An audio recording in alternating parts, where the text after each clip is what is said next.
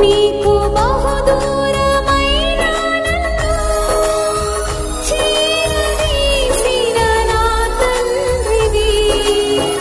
నిత్య సుఖ శాంతి నాకు నీదు కోగిలిలో. నిత్య సుఖ శాంతి నాకు నీదు కోగిలిలో.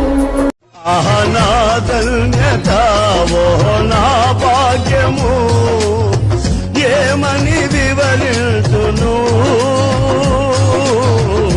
ఏమని వివరించును. నా ధన్యత ఓ నా భాగ్యము ఏమని వివరించును, ఏమని వివరించును.